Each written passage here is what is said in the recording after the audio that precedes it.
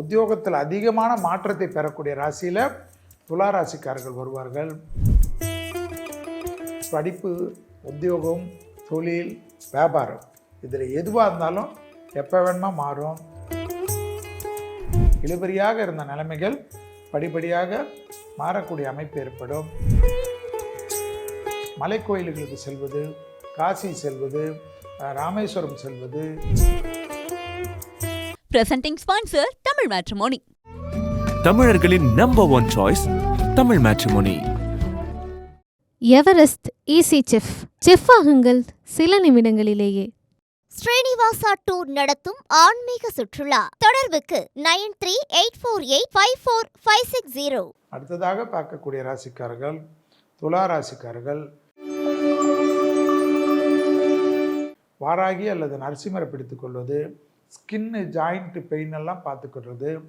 அதே சமயம் பழைய கடன்கள் பைசலாக வருது, ஜெயம் ஏற்படுவது, முதலீடுகள் ஏற்படுவது, வீடு கட்டுறதெல்லாம் ஏற்படுவது, ரொம்ப நாளாக கட்டிட்டு இன்டீரியர் செய்யலைன்னு இன்டீரியர் தப்பாக பண்ணிட்டோன்னு வருத்தப்பட்டிருந்த துலா ராசிக்காரர்களுக்கு வீடு வசதியாக பெருக்கிறது, வண்டி வாகனங்கள் பெறுவது, ஆடை ஆபரணங்கள் சேர்வது, உத்தியோகத்தில் ஏற்றம் பெறுவது, உத்தியோகத்தில் அதிகமான மாற்றத்தை பெறக்கூடிய ராசியில் துலா ராசிக்காரர்கள் வருவார்கள். படிப்பு, உத்தியோகம், தொழில், வியாபாரம் இதில் எதுவாக இருந்தாலும் எப்போ வேணுமா மாறும். டக்குன்னு முடிவு பண்ணுவீங்க. அடிமை தொழிலிருந்து தனிப்பட்ட தொழில் தொடங்குவது, நிறைய ஃபாரின் ட்ரேடிங் பண்ணுவீங்க, இம்போர்ட் எக்ஸ்போர்ட் பண்ணுவீங்க, வாடகை விடக்கூடிய தொழில் பண்ணுவீங்க, லீஸ் எடுத்து தொழில் பண்ணுவீங்க. இதெல்லாம் ஆச்சரியத்தக்க முன்னேற்றத்தை ஏற்படுத்தி தரும் துலா ராசிக்காரர்களுக்கு தாய் வழி உறவு, தந்தை வழி உறவு மேன்மை அடையக்கூடிய அமைப்பு ஏற்படக்கூடிய ராசி யாருக்கு? துலா ராசிக்காரர்களுக்கு. பூமி சம்பந்தப்பட்ட விஷயத்தில் இருந்த சிக்கல்கள் பரிபூர்ண நிவர்த்தி ஏற்படுவது, பெரிய அளவு அனுகூலத்தை ஏற்படுத்தும். இழுபறியாக இருந்த நிலைமைகள் படிப்படியாக மாறக்கூடிய அமைப்பு ஏற்படும். மன சோர்வெல்லாம் இருக்கும். 2025ஆம் ஆண்டில் இருந்த சோர்வெல்லாம் தீர்வது, பிள்ளைகளுடன் கோபதாபம் படாமல் இருப்பது, அபிராமி அந்தாதியில் இருக்கக்கூடிய 40வது பாடல், 59வது பாடல், 75வது பாடல் படித்து கொண்டே இருப்பது, கோயில்களுக்கு உண்டான கும்பாபிஷேகம், கோயில் திருப்பணிகளுக்கு உண்டான காரியங்கள் எல்லாம் செய்வதெல்லாம் துளாராசிக்காரர்களுக்கு ஏற்படும். அதே போல் நிறைய கைங்கரியம் செய்வீர்கள், மகான்களின் ஆசீர்வாதம் வாங்குவீர்கள், மலை கோயில்களுக்கு செல்வது, காசி செல்வது, ராமேஸ்வரம் செல்வது, ராமர் கோயில்களுக்கு செல்வது என்று ஒரே யாத்திரை அதிகமாக போடக்கூடிய ராசிகளில் துலா ராசிக்காரர்கள் வருவார்கள். சத்ரு ஜெயம் ஏற்படும், தேகாரோக்கியத்தில் நம்பிக்கை ஏற்படும், புத்துணர்வு ஏற்படும். சனி உச்சம் பெறக்கூடிய ராசிக்காரர்கள், உடற்பயிற்சியை மறக்காமல் செய்யக்கூடிய துலா ராசிக்காரர்களுக்கு எல்லா விதத்திலும் மன அழுத்தம் தீரும், நம்பிக்கை ஏற்படும், பணவரவுக்கு வரக்கூடிய காலகட்டம் ஏற்படும். கோர்ட்டு கேஸுன்னு இழுத்துபறியாக இருந்த நிலைமையெல்லாம் மாறி ஜெயத்தை ஏற்படுத்தி தரும்.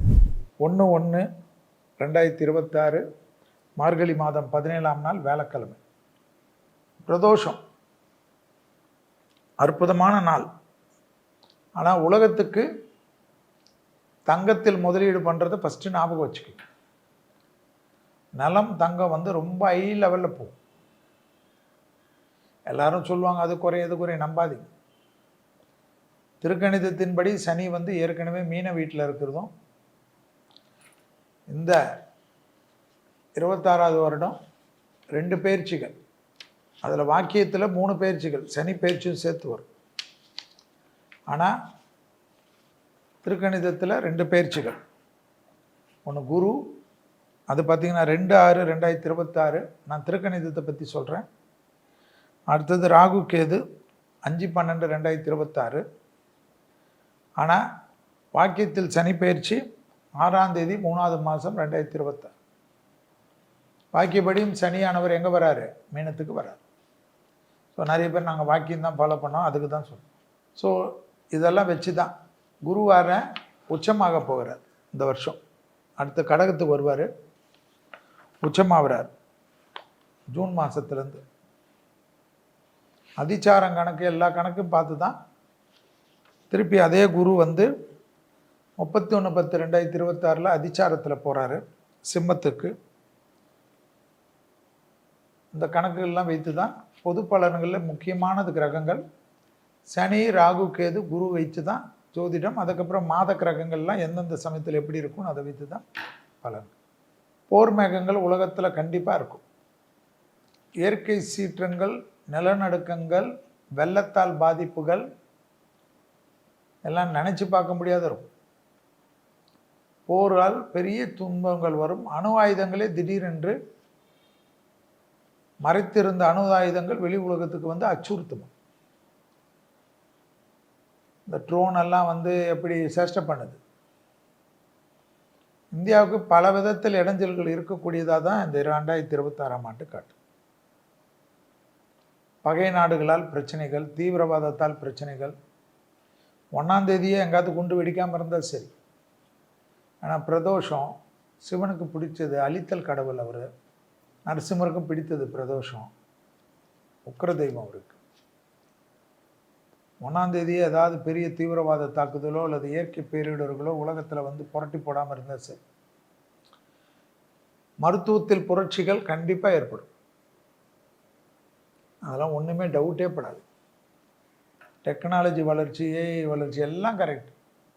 வெளிநாடுகளில் வாழக்கூடிய இந்தியர்கள்லாம் ரொம்ப கவனமாக இருக்கணும். எந்த நாட்டில் மைனாரிட்டி இருக்கக்கூடிய அத்தனை பேருக்குமே பிரச்சனை.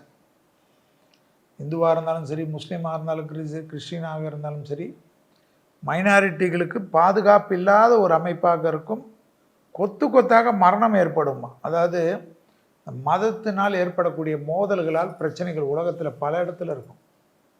அந்த எல்லாம் பெரிய வலிமை மிக்க மதக்காரர்கள் வந்து கொஞ்சம் கம்மியாக இருக்கவங்களெல்லாம் போட்டு சேஷ்டை பண்ணுறது, அவங்க சொத்துக்களை கபலீகரம் பண்ணுறது, அவங்கள மிரட்டுறது, அவங்க நாட்டுக்கு பயந்து ஓடி வர்றது, அகதிகளாக வருவது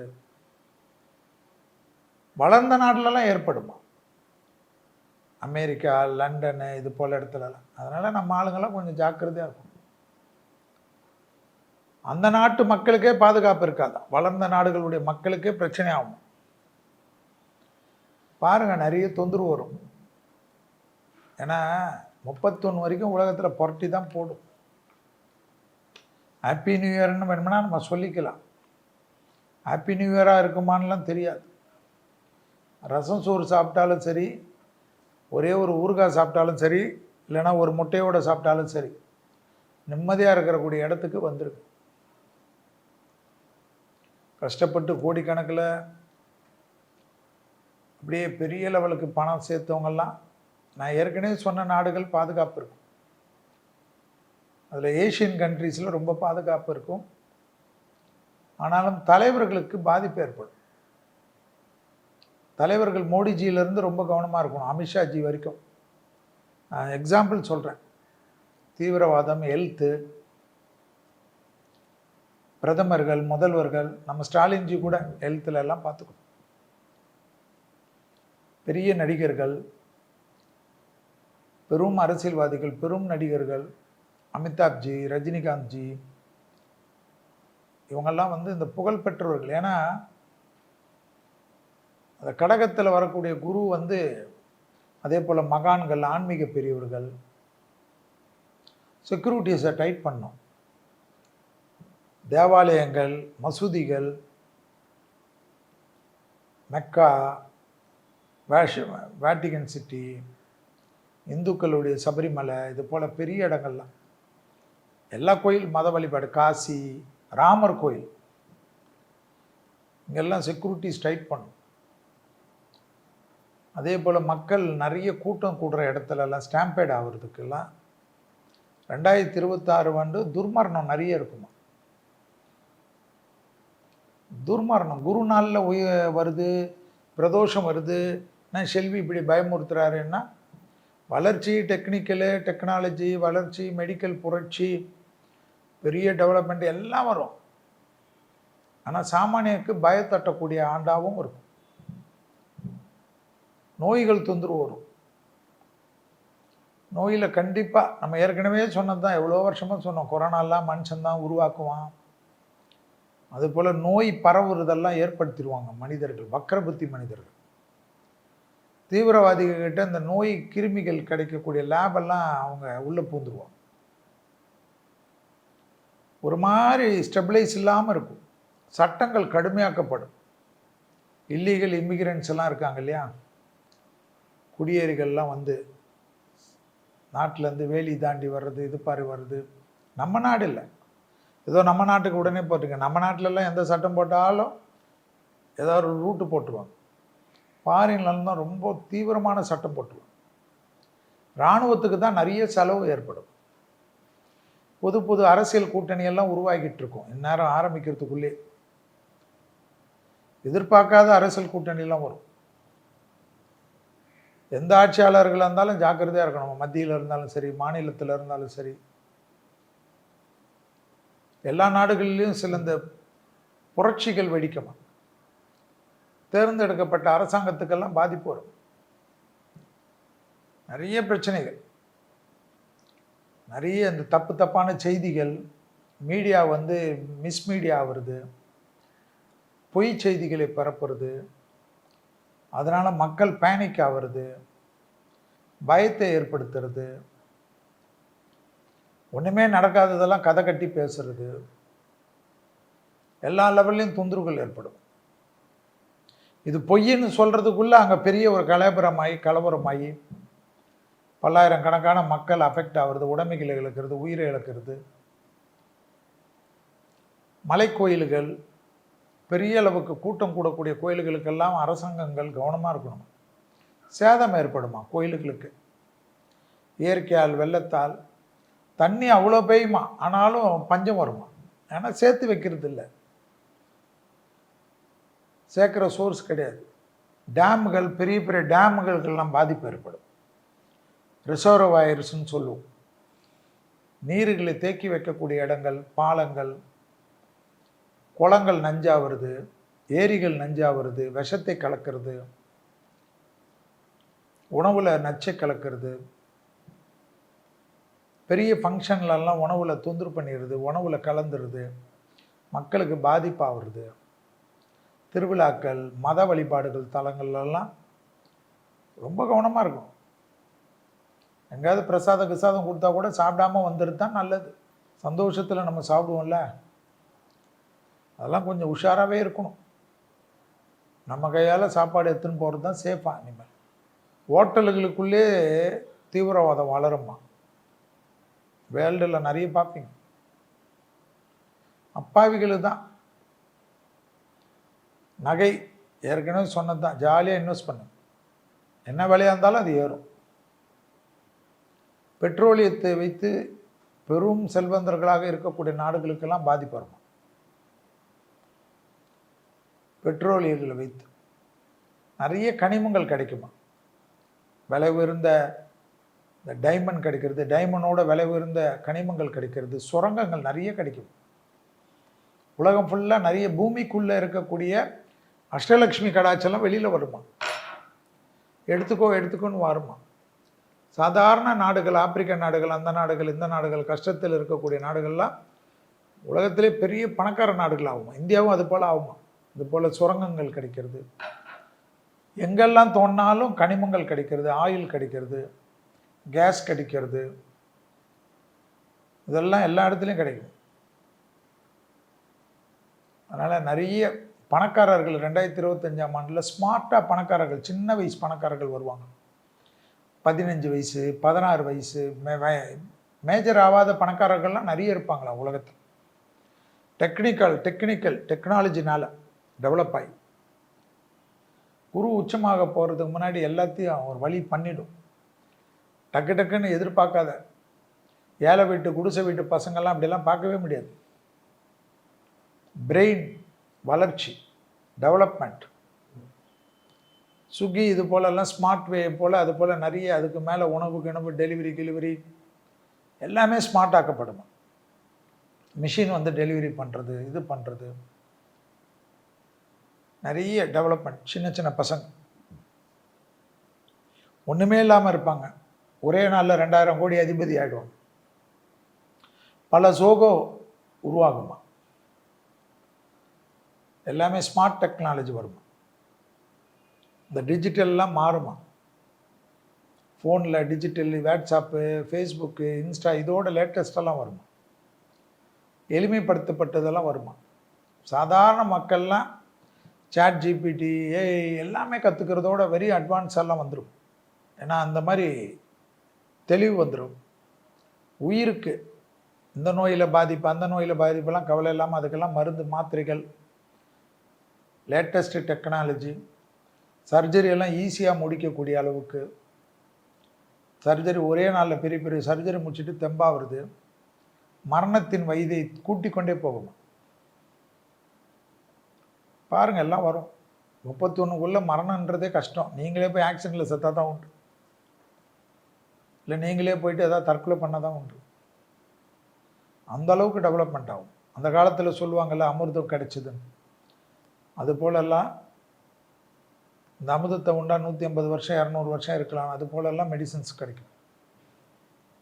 ஸ்மார்ட் ஆக்குவாங்க.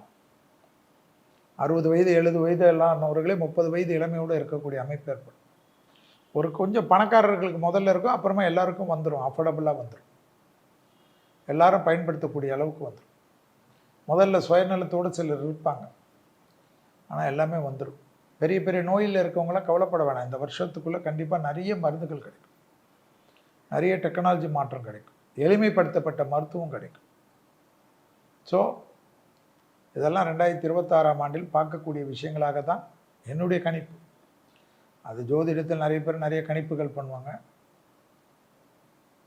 வேலை வாய்ப்பெல்லாம் பத்திரமா பார்த்துக்குங்க. சுயமாக நிறைய வேலை கற்றுக்குங்க. வேலை போனால் என்ன இருக்குதுன்னு தெம்பாக இருக்கும். எனக்கு இதில் வரும் வருமானம் அதில் வரும் வருமானம் டெக்னிக்கலாக டக்குன்னு யோசிக்கவே கூடாது. சாதாரண முதலீடு போட்டு பெருசாக முதலீடு 10 கோடி போட்டெல்லாம் வேணாம், சாதாரணமாக போடுங்க. 10 லட்சத்தில் ஆரம்பித்தது கூட பெருசாக வளருமா. டெடிக்கேஷன் தான் நீ மேலே முக்கியம்.